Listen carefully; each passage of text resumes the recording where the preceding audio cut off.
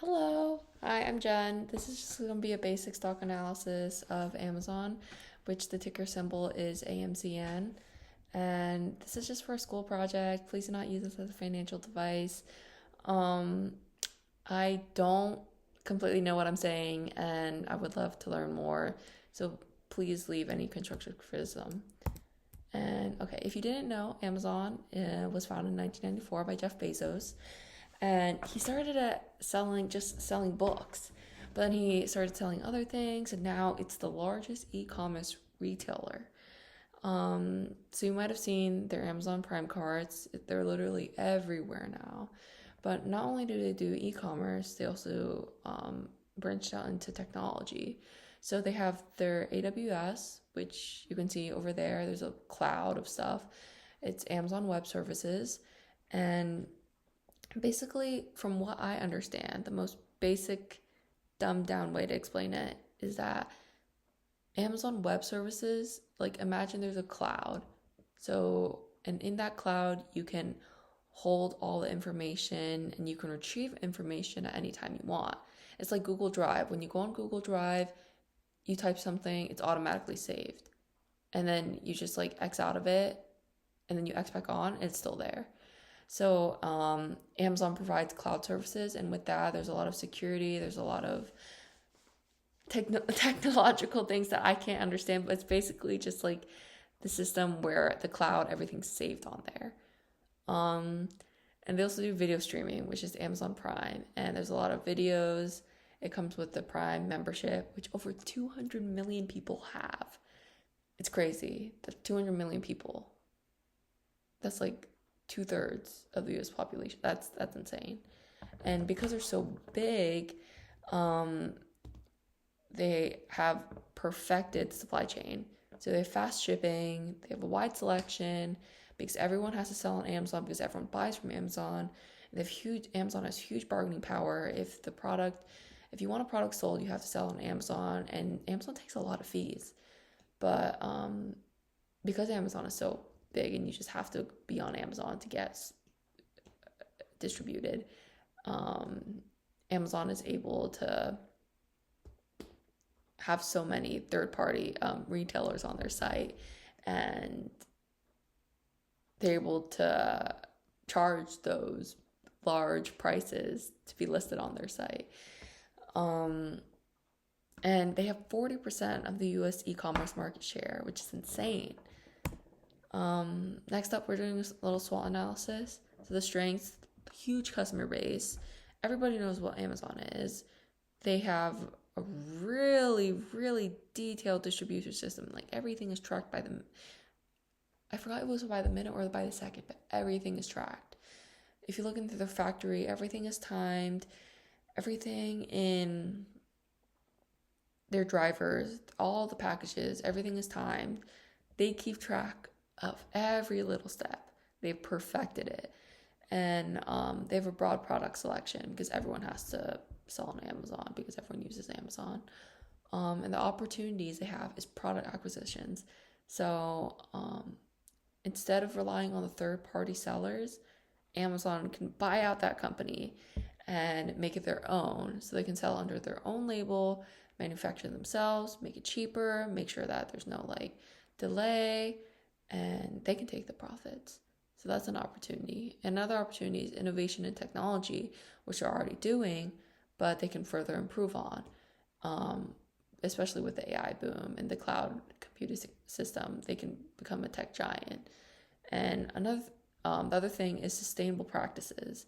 So Amazon currently, if you order something, there's like so many layers of cardboard and paper and plastic, and they're trying to make it carbon, they claim to make it carbon neutral, but a lot of those layers can just be cut out.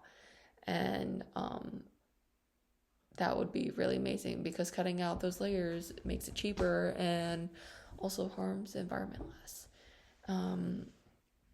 Amazon can enhance their Prime features. So what I mean by that is that in Prime right now, so you subscribe to it, you pay an annual fee, you pay a monthly fee, but with that you get Prime video subscription.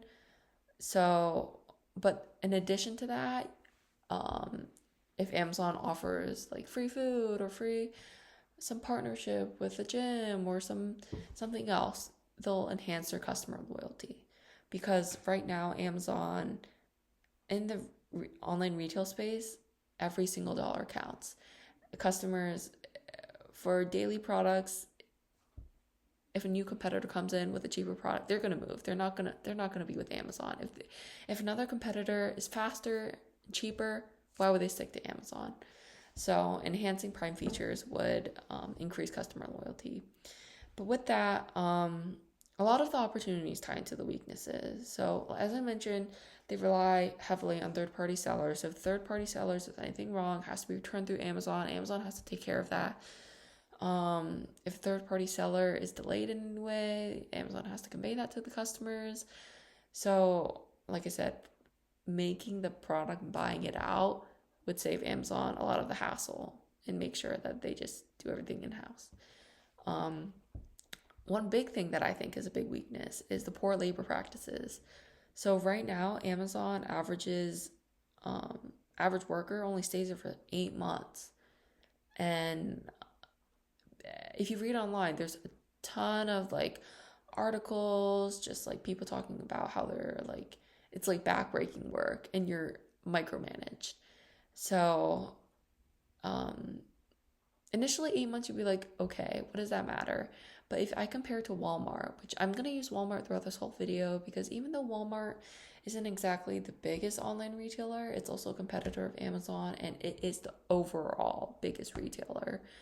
Like in revenue, Walmart still beats Amazon, but they are big competitors. And the reason why I'm not comparing it to some other e-commerce website like Temu, like NPDD in the last stock analysis video that I did, was because that they mostly operate in China, and I wanted to just do something that's operating in the US, and I just chose Walmart, and I'll just be using Walmart. So Walmart, the average person that works at Walmart, on average, they stay there 5 years. And if you think about all the resources that's put into hiring someone, and then you have to retrain them, and then you have to brief them, and then you have to, it's just like every 8 months. That's such a short amount of time. And you're putting so much into HR to get more people, it's just, the poor labor practices, it negatively impacts the income of the company. And another thing is that data privacy concerns. So Amazon right now, since everything is online, basically when you go on Amazon, they have your information. Once you put it in, they have your name, your address, your date of birth. They have your credit card. They have which credit card you like to use. You don't even have to put that information in every single time that you buy something. It just automatically saves it. You just press buy, and less than 1 second, you've bought everything. So if they are hacked, that is terrible data privacy, data security breach on their part. And especially since they do more tech now, they have the cloud computing service. If someone hacks into your Google Doc, that's terrible. That's on the company. That's lawsuit time. And the threats are that they have intense competition. Again, if they have someone that sells cheaper and faster, they're out. There's constantly other companies competing with them, and it's just very intense. They have to micromanage in order to get every cent. Amazon has a lot of regulatory scrutiny right now. They had an antitrust lawsuit, a bunch of other lawsuits, because the government wanted to prevent them from becoming a monopoly, because they are taking up 40% of the e-commerce share in the US, and they're just dealing with that. And that costs a huge amount of time, resources, and energy. Another thing that threatens them is supply chain disruptions. So Amazon has to get things on time. They have to get things. If it's not fast and convenient, why are people buying from e-commerce. They'll just buy from someone else. So any disruptions to the supply chain are going to really affect customer loyalty. All right, I just want to compare stock performance in the last one. I did stock performance just comparing with the S&P 500, but now I want to try comparing with competitor too. So for the S&P 500 in Walmart, you can see that they're way below the blue line for Amazon. And Amazon increased the price performance increase over 11,000% compared to S&P 500, which is 400%, and Walmart, which is over 300%. It's staggering. Amazon literally picked up in the 2010s. Jeff Bezos literally had to wait 20 years for that. But it's booming. 20 years ago, there were nobody knew about Amazon, but now it's huge. Everybody uses Amazon, and that's just incredible. The tech change is just insane. And I put that there because he's rich now. So when we analyze financial health, these are just some of the ratios that I'm going to be using. For revenue growth, this is comparing 2023 versus 2022. So it increased 12% for Amazon and 6% for Walmart. So Amazon is growing faster than Walmart. And if you look at the gross margin, 46% over 24%, that means that Amazon actually makes more after controlling for the cost of goods sold. And the operating margin of 6% is also better than the 4%, which means that Amazon maybe also has better control over their operating costs. And they have more, the net income percentage that they get is also bigger than Walmart. So that's good. That's good for Amazon. The current ratios are mostly the same. Current assets versus current liabilities. Debt to equity ratio is also similar. The change in free cash flow is a ton for Amazon, but that's because in 2022, Amazon had a net income loss, so they didn't have any cash after operations and operating expenses because it was negative. And the reason why in 2022 the whole market was negative, but I guess from this you can see that it affected Walmart less than Amazon, because Walmart sells maybe low cost. Everyone defaults to Walmart. If you can't buy food, you can't buy anything, you default to buying to Walmart. Versus Amazon is mostly, a lot of people buy a bunch of different things from Amazon. It doesn't necessarily have to be the cheapest thing. And in 2022, the broader market, it was because inflation was at an all-time high.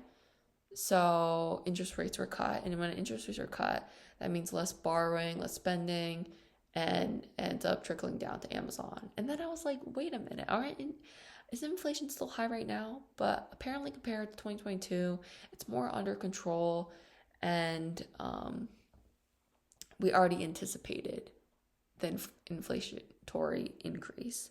So 2022 was just like a big whammy to all stocks. S&P 500 declined 20%. So that was just a terrible year. But it didn't affect Walmart as much. And the last thing is, I believe, return on assets. So that just calculates the net income over average total assets. So it focuses on the profit of the company, which actually Amazon, in this ratio metric, Amazon is doing not as well as Walmart, because Walmart has a higher net income return to an asset than Amazon. But overall, their profit margins are still better. Next one. Next one is valuation metrics. So I looked at the price to earnings ratio, which Amazon is way bigger than Walmart. Price to book ratio, Amazon is also, basically for all these ratios, Amazon is way bigger than Walmart. So what does that indicate? It indicates that people are valuing it more than what the book says, what their sales says, what their earnings are. Sorry.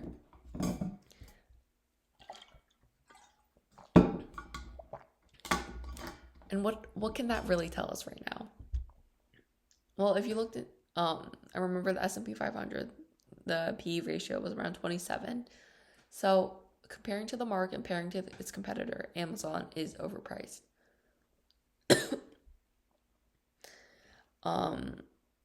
But that could be good or bad. That could mean that people really trust in Amazon. They see the value in Amazon.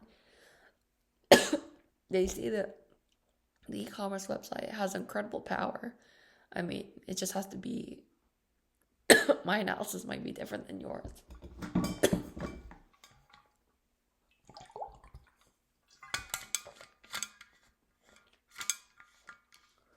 Sorry.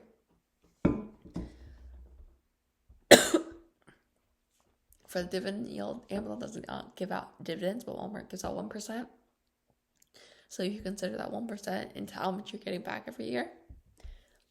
The enterprise value to the earnings for interest, taxes, depreciation, and amortization. That just shows that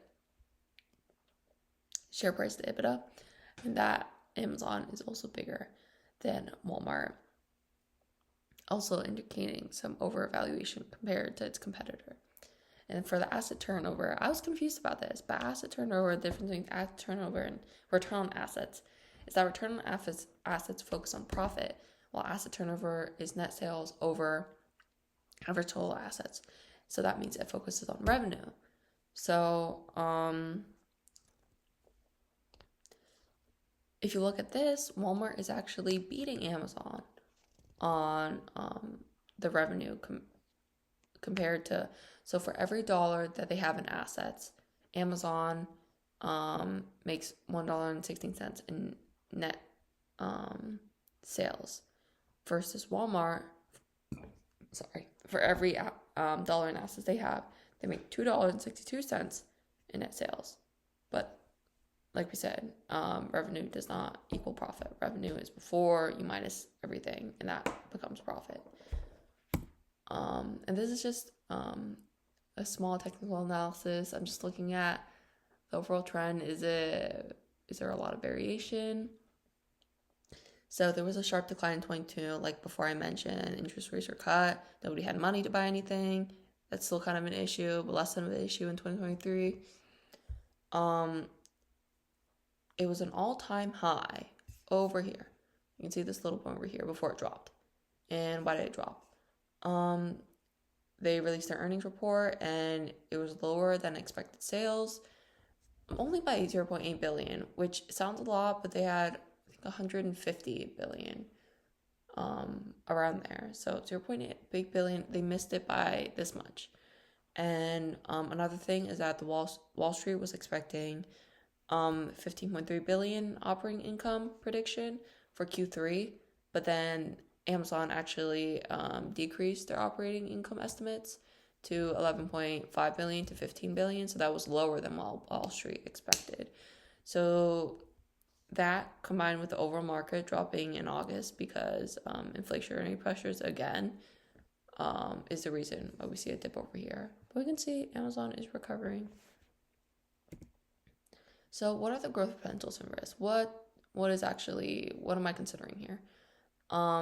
They have a huge subscription base, huge power. They're literally, if you see, I put this image here because the warehouses are huge. They're building them everywhere, literally right next to where I live. So they have a lot of power in that. When people, small companies want to sell something and they want to get to a large group of people, they have to go through Amazon because Amazon has that power to distribute everywhere. They also have huge potential in generative AI. It's becoming a huge thing right now.